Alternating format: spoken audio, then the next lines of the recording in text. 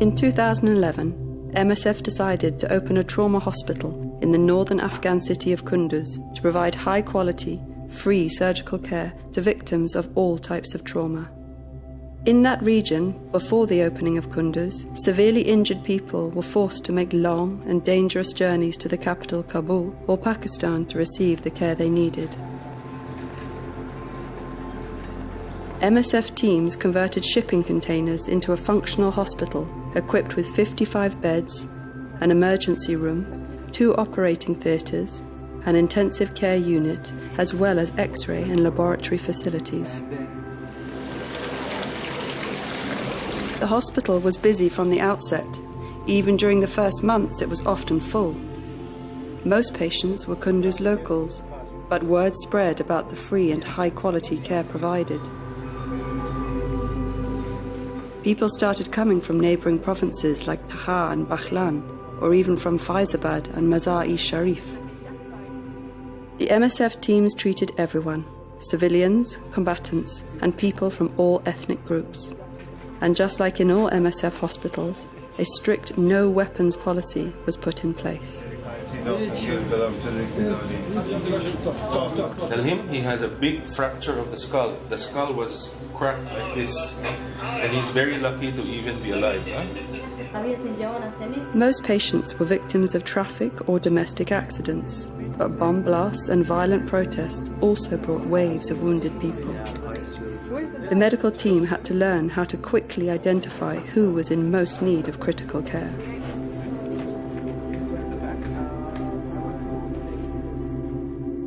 Starting in 2012, massive construction work transformed the old Spinza building into a 92-bed, high-level trauma hospital. In 2013, medical teams soon began to perform complex internal fixation procedures. Okay, it's perfectly inside.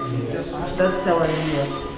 The combination of the expansion plus the need to maintain a high quality of care meant lots of recruitment and lots of training. In only a few years, the hospital had become a lifeline for people in Kunduz and the surrounding provinces. But in January 2014, the entire medical stock of the hospital was destroyed in a fire. Medicines and supplies were ruined and construction plans put on hold. Despite this setback, the medical team continued to focus on improving internal fixation procedures and care for patients with severe head trauma. Physiotherapy and mental health services were also expanded. 2015 saw the heaviest fighting season in Kunduz for many years. Hundreds of war-wounded patients were treated at the hospital in May and June. Non sei tu direttamente l'obiettivo, ma ne rimani coinvolto, e sono sempre civili a restarne coinvolti. Reaching the hospital became more and more difficult for people from outside Kunduz city. A normally short journey could take hours. People had to cross multiple checkpoints, risking landmines and crossfire to get the care they needed. One district, Chadara, was particularly isolated. At the end of June, MSF opened a district advanced post there, so severely injured patients were able to be stabilized before they could be transported to Kunduz city.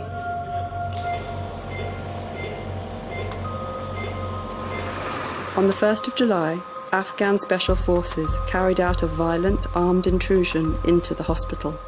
They harassed patients and physically assaulted staff. MSF condemned this unacceptable breach of international humanitarian law. The hospital closed its doors for 5 days, whilst MSF engaged with the military authorities to emphasise the neutrality and protection of medical facilities to make sure that such an incident would not happen again. On the 28th of September 2015, the MSF hospital suddenly found itself in the middle of a quickly shifting front line. The armed opposition launched a takeover of Kunduz city. The team was overwhelmed with hundreds of wounded patients.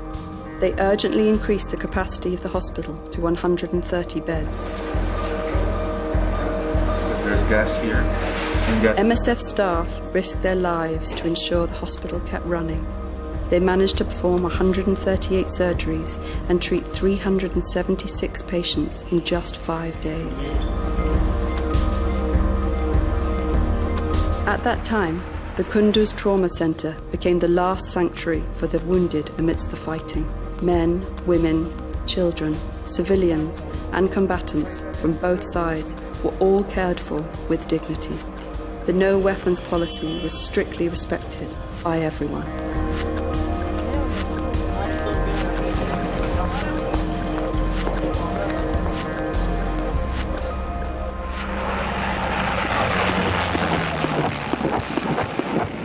Starting at 2:08 a.m. on Saturday the 3rd of October, a United States AC-130 gunship fired 211 shells on the main hospital building where patients were sleeping in their beds or being operated on in the operating theatre.